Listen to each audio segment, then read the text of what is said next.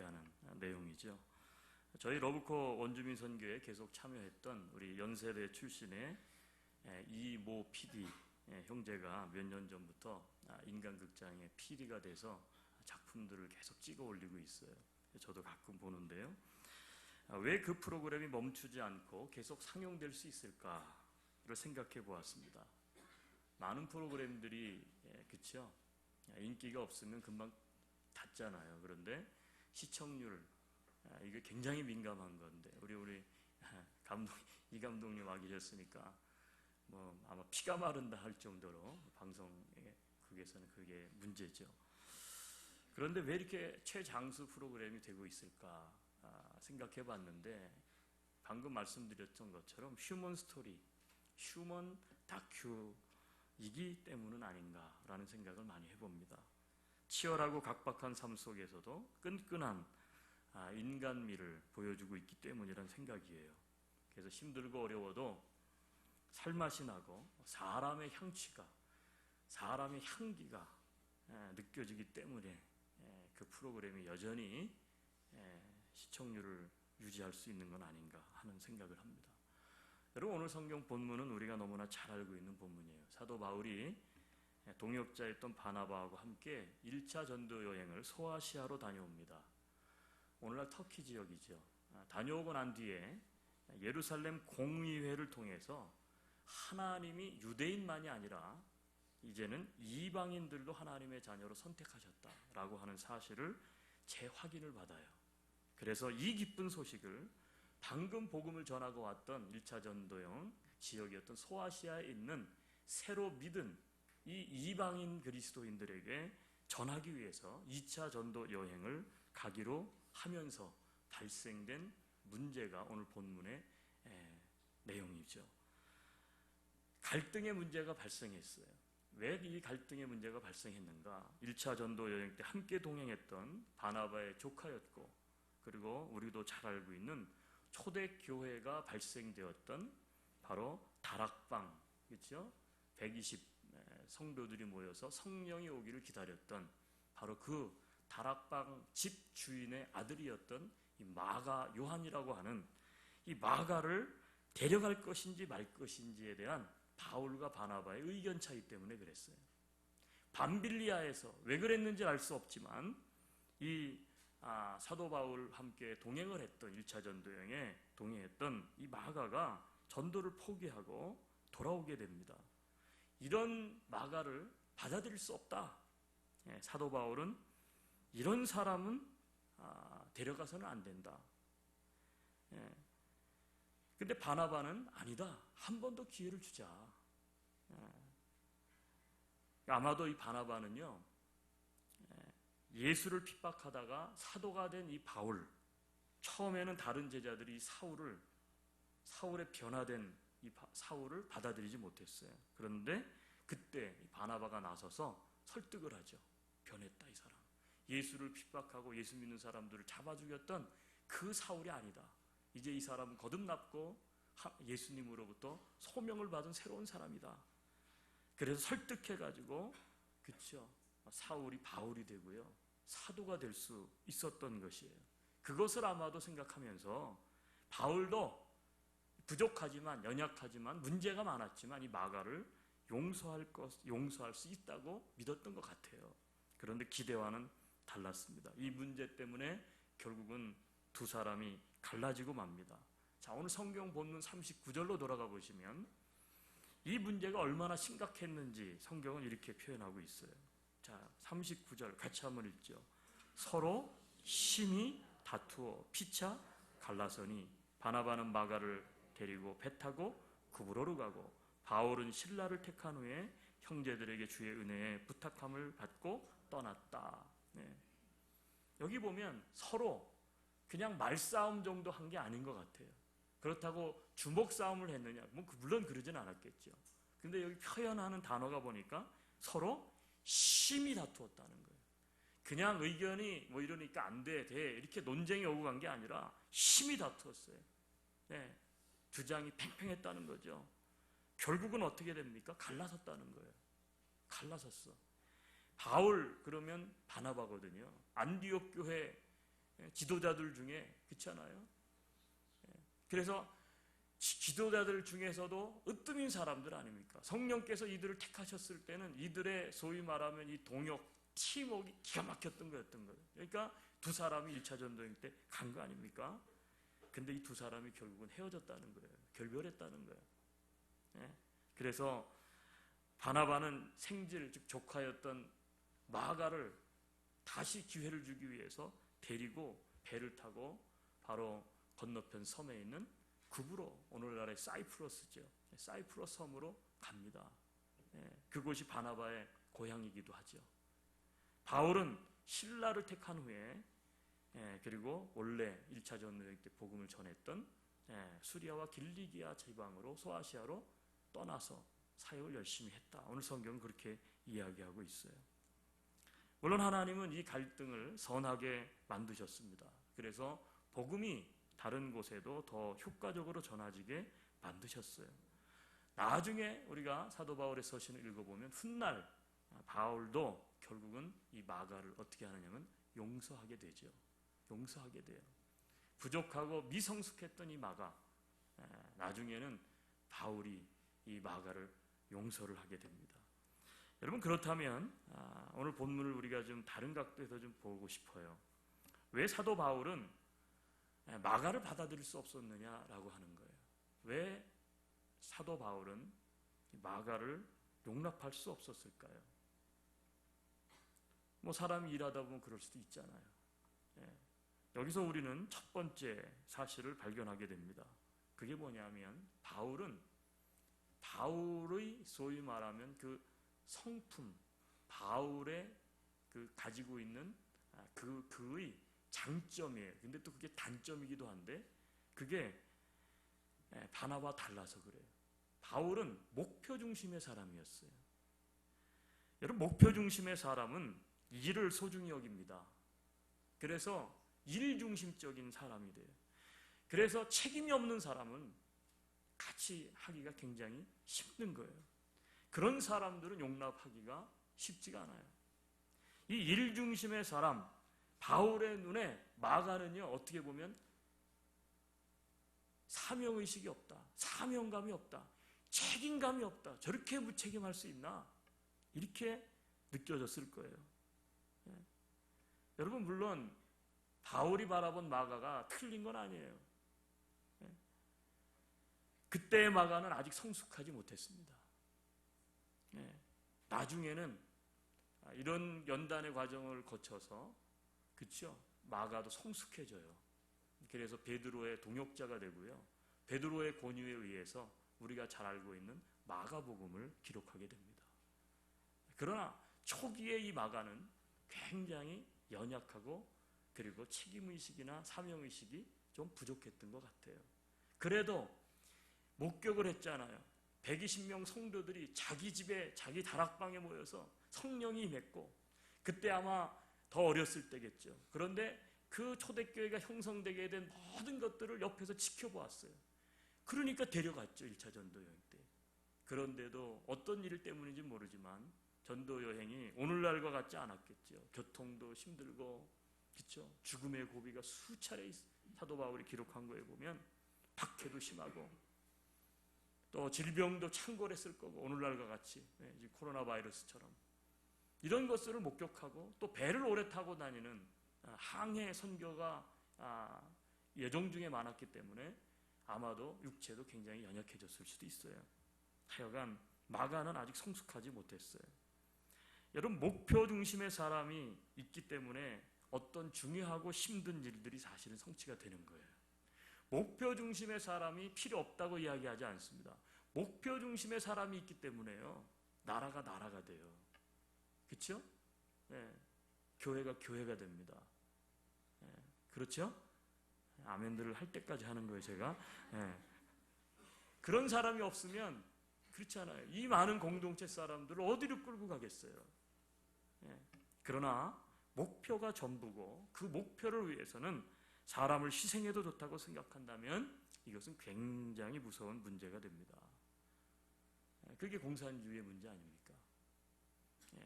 이데올로기, 목표, 이념을 위해서는 사람은 수단에 불과하다. 도구에 불과하다. 예. 여러분 질문 하나 던질게요. 교회는 일이 우선입니까? 아니면 관계가 우선입니까? 네? 교회는요? 일이 우선이에요? 관계가 우선이에요? 목표가 우선이에요? 사람이 우선이에요? 예, 그러니까 설교하죠 지금, 그죠? 그런 걸 질문이라고 하느냐는 듯. 예. 여러분 물론 그때 문제가 뭐냐에 따라 다를 수 있죠. 일이 정말 중요할 때는 일을 추진해야 되고요. 예, 또 일이 그렇게 중요하지 않을 때는 사람 관계 중심으로 또 교회를 해야 되겠죠. 다를 수는 있어요. 그러나 예수님이 제자들을 대하신 태도를 보면 교회 공동체는 일 중심 공동체라기보다는 관계 중심 공동체에 가깝다. 우리는 발견하게 돼요. 그 철없는 제자들, 그렇죠? 그 제자들을 데리고요. 예수님께서 일하러 다니신 게 아니에요, 사실은. 사람 만들고 제자 만들고, 그렇죠? 성장시키려고 참고 인내하고 기다려주고, 그러니까 관계 중심적으로 제자들을 세워나갔다는 것이죠. 여러분 조금 부족한 사람도 인내하며 참아주고 격려해서 좀 더 성숙한 사람으로 만들어가는 것이 신앙 공동체의 올바른 모습이기 때문인 줄로 믿습니다. 바울이 일 중심의 사람이었다면 바나바는 반대죠. 관계 중심의 사람이에요. 바나바는. 그래서요, 이 바나바 때문에 사울이 바울이 됐다고요. 그러면 관계 중심이 항상 옳으냐? 그렇진 않아요. 지나치게 관계 중심적이면 교회가 어떻게 돼요? 하나님이 주신 목적대로 제대로 안 가요. 사람들은 변하지 않으려는 속성이 있거든요. 그래서 어떻게 돼요? 처음처럼 붙들려 있어요. 때로는 어떻게 돼요? 목표가 있어야 되고 일이 있어야 되는 거예요. 근데 관계 중심적이면, 너무 지나치게 관계 중심적이면 하나님이 주신 목표를 향해 나아갈 수도 없고요. 지나치게 관계 중심적이면 교회가요, 인본주의화 됩니다. 하나님의 교회가 아니라 사람이 좋아하는 교회, 사람의 비율을 맞추는 교회가 돼요. 중요한 것은 밸런스를 맞춰야 되죠. 그때 상황에 따라서 이게 목표 중심으로 일을 처리해야 될지 관계 중심으로 일을 처리해야 될지, 그게 참 어려운 것 같아요. 제가 목회를 하면서 가장 어려운 게 뭘까요? 바로 사람과의 관계죠. 사람과의, 하나님과의 관계는 제가 어떻게든지, 그렇죠? 할 수 있는데, 사람과의 관계는요, 사람마다 다 달라요. 상황이 또 다 달라서 어떤 똑같은 사람에게 했던 방식대로 B라는 사람한테 하면 이 사람을 싫어하는 경우도 있고요. 이게 안 되는 거예요. 그래서 어떤 분이 그랬어요. 교회 지도자는 한 손에는 하나님을, 그리고 한 손에는 사람을 붙들고 서 있는 사람이 교회의 지도자다. 힘든 거예요. 여러분, 그런데도 불구하고 우리들은 어떻게 해야 될까요? 관계를 소중하게 여길 줄 아는 사람들이 되어야 합니다. 그런데 교회 안에서 목표 중심의 사람들이 많습니다. 그러다 보니까 어떤 일이 벌어집니까? 일 잘하고 책임의식이 있는 사람은 인정을 받아요. 그러나 마귀와 같은 사람, 사회에서도 그렇듯이, 그 사회는 다 그래요. 사회에서는 일 잘하는 사람이 최고예요. 근데 사회에서도 사람들이 일 잘하는 사람은 인정해 준단 말이에요. 근데 교회에서는 들어오면 마귀와 같은 사람은요, 설 자리가 없어요. 기회가 주어지지 않아요.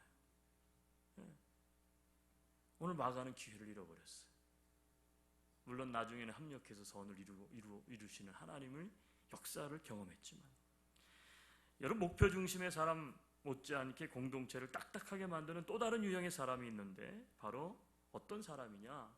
도덕 선생님과 같은 유형의 사람들입니다. 이런 사람들은 매사를 옳고 그름으로 사람을 판단합니다. 옳고 그름으로. 그래서 이 사람이 좋은 사람이냐 나쁜 사람이냐, 착한 사람이냐 못된 사람이냐, 이렇게 구분을 해요. 목표 중심의 사람과 도덕 선생님과 같은 사람들에게는요, 인간미가 나지 않습니다.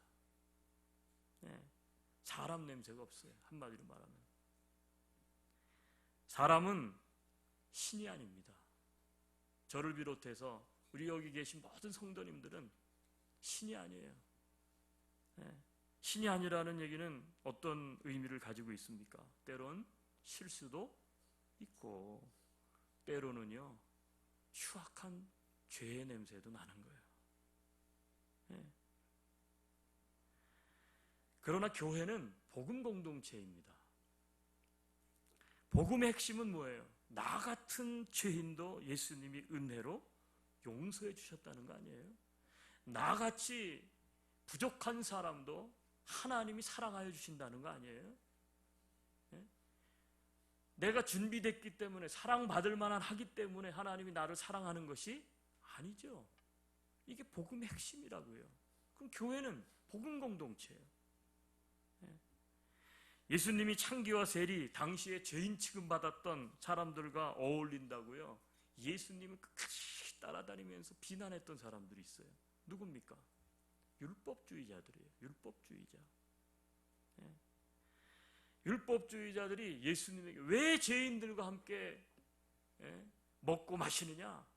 예수라는 사람이 유대인들 하나님의 율법에 의하면 죄인들과 함께 자리를 하면 안 되는데 그때 예수님이 이런 말씀을 하셨어요. 건강한 사람은 의원이 쓸데없지만 병든 사람은 의원이 필요하다. 내가 온 것은 의인을 부르러 온 것이 아니라 죄인을 부르러 왔노라.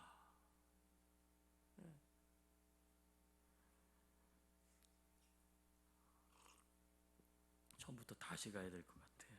오늘은 아멘들 안 하시기로 작정을 하셔가지고 제 얘기가 아니라 성경 말씀인데 다시 갑니다. 건강한 사람은 의원이 쓸데없지만 병든 사람에게는 의원이 필요하다. 네? 내가 온 것은 의인을 부르러 온 것이 아니요 죄인을 부르러 왔노라. 네. 너무 세게 하지 마세요. 이상하게 보이잖아요. 네. 손님들도 와 계신데.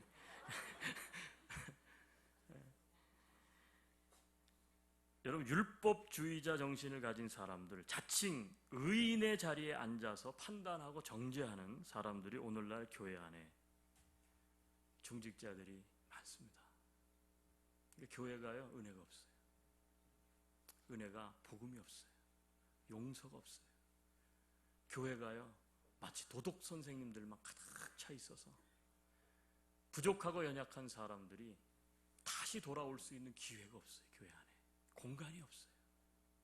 네. 어떤 사람이 상대하고 싶지 않은 사람입니까? 이런 사람 아니에요? 늘 얘기만 하면 바른 말만 해.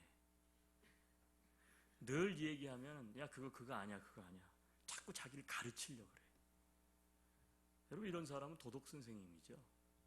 율법주의자 같은 사람 아닙니까? 왜 그와 같은 사람이 사람들이 볼 때는 상대하기 싫고 좀 나쁘게 말하면 왜 밥맛입니까? 이유가 뭐예요? 그 사람들이 말하는 게 틀렸나요? 아니요. 그 사람들이 지적하거나 말하는 게 틀린 게 아니에요. 그게 맞아요. 맞아.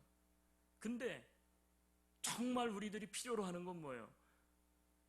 사람을 있는 모습 그대로 받아주는 것을 원하는 거죠. 있는 모습 그대로를 받아줘야지. 예. 있는 모습 그대로를 받아주지 않고 자꾸 평가하고 틀렸네, 그리고 이렇게 하네, 저렇게 해야 되네. 여러분 그런 태도로 대하니까요. 그 사람이 말하는 게 틀려서 가까이 하고 싶지 않은 게 아니에요. 그 태도가 싫은 거예요. 그 태도가. 예. 여러분 이러한 율법주의자들 속에는 뭐가 자리 잡고 있느냐? 완벽주의자라고 하는 완벽주의 기질이 이 안에 자리 잡고 있기 때문에 그래요. 조금의 허물도 부족함도 용납이 안 되는 거예요. 왜? 자신은 완벽하다고 생각해. 자기가 말하고 자기가 행동하는 건 다 올라. 다 맞아. 착각을 해요. 근데 그렇지도 않아요. 완벽한 사람들이 대부분 보면요.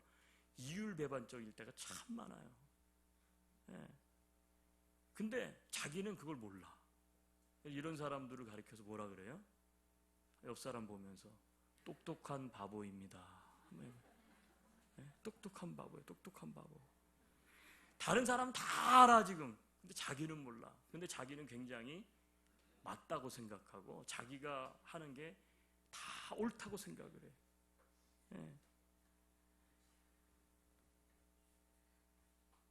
이런 사람은요, 그러다 보니까 매사요, 사람을 일으켜 볼 때 잘못과 허물이 보여.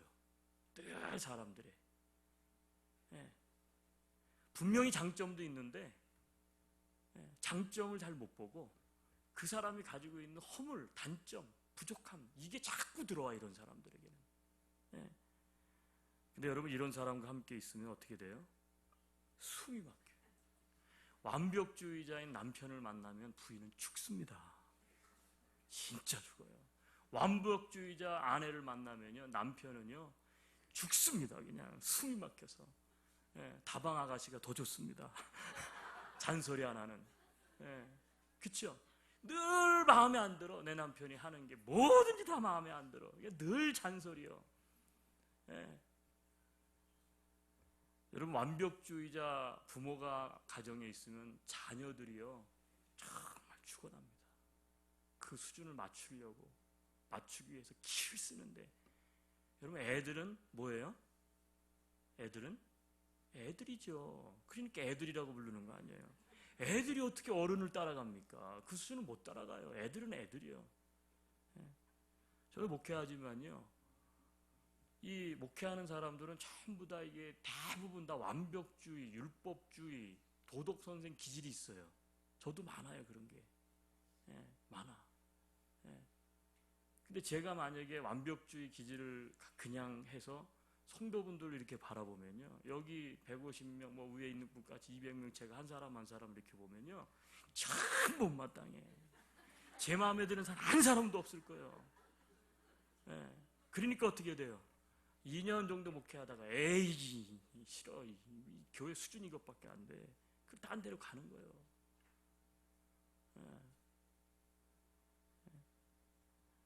여러분, 완벽주의 기질을 가진 사람들은 가정에서 그래서 행복하지 않아요. 맨날 다툽니다. 맨날 다퉈요. 그러니까 자유함이 없어요. 신앙생활 하는데도요, 완벽해야 된다고 생각을 해요. 여러분, 물론 완벽을 향해 나아가는 것이지 완벽한 신앙인이 어디 있어요, 이 세상에. 하나님이 우리에게 요구하는 게 완벽함이에요? 아니요. 하나님이 우리에게 요구하는 것은요, 완벽함이 아니에요. 부족하지만 하나님 앞에 자신의 상태를 알고 주님 나를 도와주십시오 하고 어떻게 돼요? 주님을 의지하는 사람이 하나님은 필요한 거지. 그러니까 이런 사람은 어떻게 됩니까? 자신도 실수하지 않으려고요, 매사에 신경을 써. 말 한마디, 행동 하나 신경을 너무나 쓰다 보니까 어떻게 돼요? 사람과의 관계가 경직됩니다. 삶이요, 힘이 들어. 웃음이 사라져요. 여러분, 이런 사람이 모임에 한 사람이라도 들어오면요, 조심히 하려다가 보니까 서로 조심해야 돼. 저 사람 있으면 조심해야 돼. 그러니까 신경 써. 그러니까 실수하지 않으려고요, 서로 그냥 눈치를 막 눈동자 걸리고 눈치가 왔다 갔다 하니까 목장의 분위기가 어떻게 돼요? 싸늘해져. 재미가 없어. 여러분, 교회는 재미있어야 돼요. 아멘이세요? 재미가 있어야지. 재미가 없으면 여기 와가지고 이 딱딱한 2시간, 지난주도 목사님 일방적으로, 이번 주도 목사님 일방적으로, 다음 주도 일방적으로, 과거, 현재, 미래가 항상 일방적인데, 그렇지 않아요? 재밌어야지. 물론 은혜 받을 때 재미있습니다. 아멘? 재밌어야 되잖아요. 근데 그냥 눈치 보고 싸늘하고, 그러니까 관계가 어떻게 돼? 경색이 됩니다. 그리고 어떻게 돼, 관계가? 그러다 보니까 겉으로는 아무 문제 없어요. 나이스합니다. 웃습니다. 말로도 뭐 사랑합니다, 형제님, 뭐 성령님, 은혜롭습니다, 이렇게 얘기하지만 다 껍데기예요. 형식적인 거예요. 여러분, 어떤 교회가 좋은 교회입니까? 의인들만, 완벽한 사람들만, 일도 잘하는 사람들만, 도덕 선생님 같은 사람들로만 가득 찬 교회가 좋은 교회입니까? 율법주의자, 완벽주의자로 넘쳐나는 교회 아니요. 여러분, 좋은 교회는 그게 좋은 교회가 아니에요. 여러분, 좋은 교회는 허물 많은 사람이, 그쵸? 허물 많은 사람도, 부족한 사람도 받아들여지고 변화되어질 수 있는 교회가 좋은 교회예요. 예. 우리 교회는 좋은 교회입니까? 아닙니까? 노맨이에요? 네.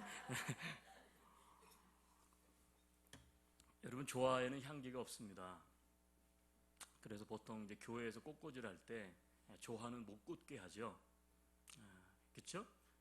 왜냐하면 진리, 진짜 이것이 교회의 특징이기 때문에 아마 그렇게 하는 것 같아요. 근데 왜 사람들이 장미를 좋아합니까?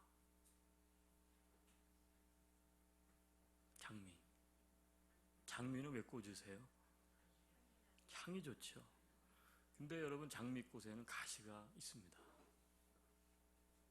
그럼에도 불구하고 가시는 있지만 장미를 꽂고 장미를 선물하는 이유가 뭐예요? 향이 좋기 때문에 그래요. 향이 좋아서. 네. 가시는 단점이잖아요. 없었으면 하는 거잖아요. 그러니까 장미를 이건 손 찔려. 가시도 있고.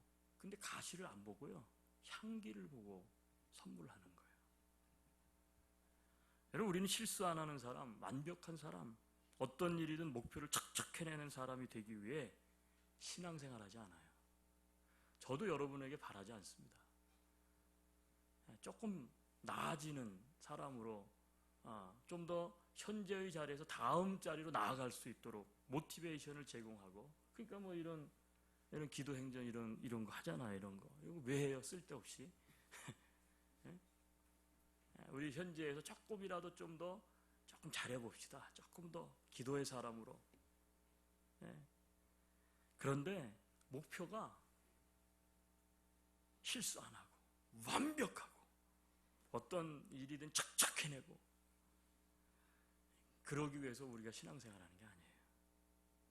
우리는 허물도 용서가 되고 나 같은 사람에게도 기회를 주시는 하나님의 사랑이 교회에 있기 때문에 오늘도 나 같은 죄인을 품으시는 그 넓은 하나님의 품이 그리워서, 세상에 그게 없으니까 교회에 와 있는 거 아닙니까? 여러분, 우리는 하나님의 그 성품을 닮아가야 합니다. 그 하나님의 성품을 닮아가는 사람이 바로 인품이 있는 사람이에요. 세상 사람들은 인품을 다르게 얘기하는데, 교회 안에서 성경적으로 우리가 인품은요, 하나님의 성품을 닮은 사람이 인품이 있는 사람이에요. 여러분, 인품이 있는 사람에게는 사람 냄새가 납니다. 목사도요, 사람 냄새가 안 나. 제가 목회자들 세계에서 목사님들을 만나지만 사람 냄새가 안 나. 이 사람이 일하는 사람인지, 회사 CEO인지, 도덕 선생님인지, 율법주의자인지 사람 냄새가 안 나. 여러분, 사람 냄새가 나는 사람이 하나님의 냄새가 나는 사람입니다. 하나님은 저 멀리 있고 우리는 이 바닥에 있고, 하나님은 우리하고 전혀 관계가 없어서 상대도 안 하는 하나님이 아니라, 그 하나님이 냄새나는 인간의 몸을 입고 이 땅 가운데 예수님으로 오신 거 아니에요? 사람 냄새가 나는 곳에 하나님의 냄새가 납니다. 그러니 어떻게 돼요? 언제 만나도 반갑고 기쁨이 있어요. 여러분, 현대인들이 잃어가고 있는 문제 중에 심각한 것이 뭘까요? 그게 관계의 능력이라 이렇게 이야기합니다.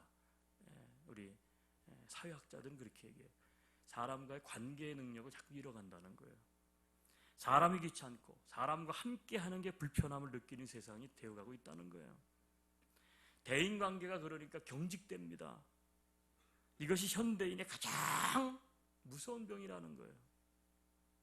그래서 그런지 교회 안에도요, 공감 능력이 떨어지는 성도들이 정말 많아지는 것 같아요. 다른 사람의 아픔을 공감하지 못해. 다른 사람의 기쁨을 같이 공감하지 못해. 한 공간에 앉아서 서로에 대해서 알지도 못하고 그냥 한 공간에 앉아 있다가 예배 마치고 갈 뿐이지, 그렇죠? 굳이 다른 사람에 대해서 알려고 하지도 않아요. 여러분, 그렇다면 질문해 볼 필요가 있어요. 이러한 교인들이 어떻게 예수님의 지상명령, 세상을 복음화하고 바꾸는 일에 하나가 될 수 있겠습니까? 절대 안 돼요. 어쩌면 사탄이 좋아하는 모습으로 교회들이 변해가고 있는 것은 아닌지 모르겠어요. 여러분, 교회는 훈련소입니다. 훈련 과목 중에 하나가 뭐예요? 관계 훈련이에요. 관계 훈련. 아나무인이 그래서 바뀌고, 도덕 선생님도 바뀌고, 서로가 서로를 용납하고 책임지는 관계를 우리는 이곳에서 훈련받고 있는 거예요. 바로 믿음의 공동체 안에서. 여러분, 혹시 학원 다녀보신 분들 있어요? 학원. 여기는 학원 문화가 별로 발달되어 있지 않지만 한국은 학원 문화가 인생의 절반이래요.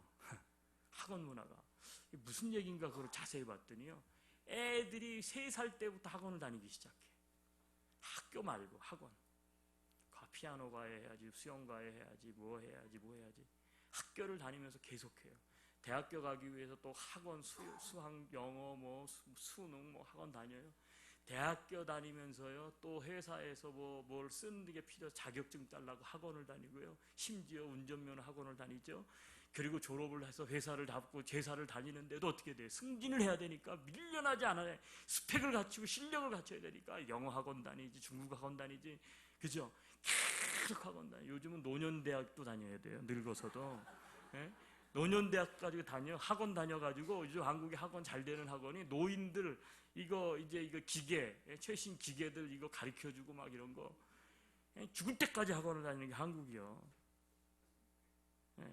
여러분, 학원은요, 수업 듣고 자신의 실력만 키워서 자기 목표만 달성하면 되는 겁니다. 옆 사람이 어떻게 되든 상관없어요. 옆 학원생 신경 쓸 필요가 없어. 여러분, 그러나 교회는요, 한 가족 공동체입니다. 우린 가족이에요. 동의하세요? 가족이에요. 스위스 심리학자고 의사였던, 많은 책을 우리에게 썼던 폴 트루니에가 이런 말을 남겼어요. 세상에서 혼자 할 수 없는 일이 2가지가 있다. 하나는 결혼 생활이고 다른 하나는 교회 생활이다. 혼자 할 수 있는 일 2가지가 있는데 하나는 결혼이에요. 그렇죠? 결혼 혼자 나 혼자 산다, 인형하고 살라나, 하여튼 어떻게 하겠어? 결혼 생활을 못 하는 거예요. 근데 교회 생활이 그렇다는 거예요. 제가 언제도 그런 말씀을 하셨지만, 교회 왔는데요, 여러분, 교회에 온다는 것 자체는 뭐예요? 이제는 내가 공동체 생활을 한다는 거예요. 교회라는 것은 모인 사람들, 예수 그리스도를 모인 사람들의 무리를 교회라고 하니까. 근데 교회 와가지고 하는 얘기가, 사람이 귀찮고요, 사람들이 꼴보기 싫고요, 나는 조용히 혼자 있고 싶은데, 그러면 교회 오시면 안 돼. 그런 분들은. 그런 분들은 어딜 찾아가야 돼요? 어디야? 뭐라 그랬는데 웃으셔? 절에 가야 된다. 절에. 절에도 가고.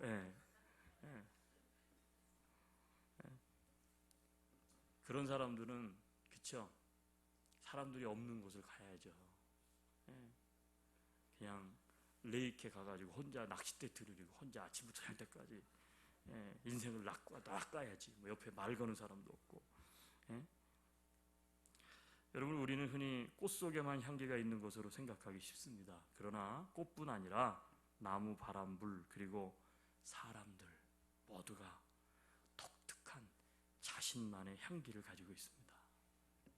아름다운 꽃향기와 달콤한 꿀을 가진 꽃들에게는 저절로 벌과 나비가 옵니다. 마찬가지예요.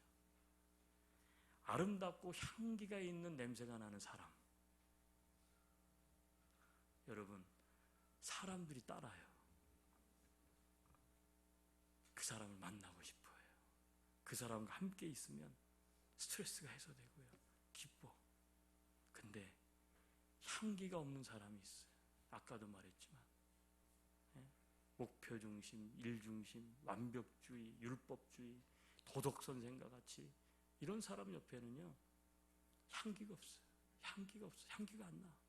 그러니까 어떻게 돼? 불편해. 네. 박필규 시인이 이런 시를 썼더라고요. 향기 나는 사람. 한번 잘 들어보세요. 자기 살기가 어려워도 남을 돕는 사람, 자기 일이 바빠도 순서를 양보하는 사람, 자기를 모함하고 해치려 해도 개의치 않는 사람은 밟힐수록 향기를 뿜는 꽃잎 같다. 고난의 상처를 이겨내고 우뚝 선 사람, 힘겨울 때 보는 것만으로도 위로가 되고 마음속에 눈물까지 닦아주는 사람은 가지 잘린 상처를 감싸는 송진 향기 같다. 나의 허물을 덮어주고 내 부족함을 고운 눈길로 지켜주는 사람, 상대를 배려하고 존중하는 사람은 자기 몸 태워 향기를 풍기는 향불 같다. 한 번 밝힌 마음의 등불을 꺼뜨리지 않는 사람, 인생의 여정을 진실하게 함께 가는 사람, 삶을 사랑하며 사랑을 귀히 여기는 사람은 잘 익은 과일 향기 같다. 세상을 바라보는 시선이 곱고 밝은 사람, 항상 웃음을 머금고 있는 사람은 영혼까지 맑게 하는 진한 커피향 같다. 향수를 뿌리지 않아도, 향을 사르지 않아도 넉넉한 기품과 인간적인 향기가 나는 나는 그런 사람이 되고 싶다. 여러분은 어떤 향기를 가지고 있습니까? 커피향인가요? 향불향인가요? 송진향인가요? 아니면 어떤 냄새를 가지고 계십니까? 우리 한번 눈을 감고 조용히 주님 앞에 나는 어떤 향을 풍기고 있는 사람인가? 나는 어떤 향기가 있는 사람인가? 그렇다면 내가 바꿔야 될 것, 바뀌어야 될 것은 무엇인가? 우리 조용하게 하나님 앞에 한번 묵상 기도하는 시간 갖겠습니다. 같이 기도합니다.